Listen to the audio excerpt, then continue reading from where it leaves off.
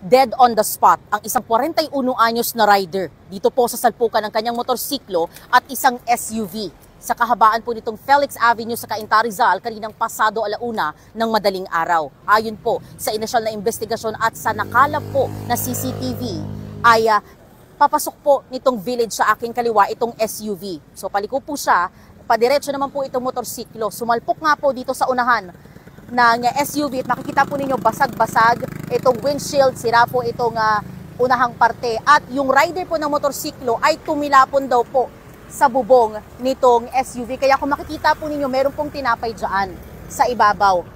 Tapos saka po tumilapon dito at humandusay yung katawan ng 41-year-old na rider.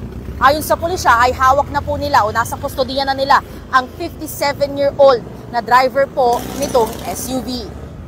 Kwento ng isang saksi na tumangging humarap sa kamera, mabilis ang takbo ng motorsiklo. Sabay ko si kanina dyan sa stoplight, patuli na siya, parang nakainom. So yun, sinabay ako siguro, takbo ko kanina, 60 na, 50. Siya, umovertake pa eh, matulin. Nabot niya. Talaga, yun lang siguro, 4 times sa tumbling-tumbling, bago bumagsak. May video pa nga ako, binidyo ko pa eh. Talagang balik ko yung binte. Talagang patay. Kasi chinek ko eh. Kasi nurse din naman ako.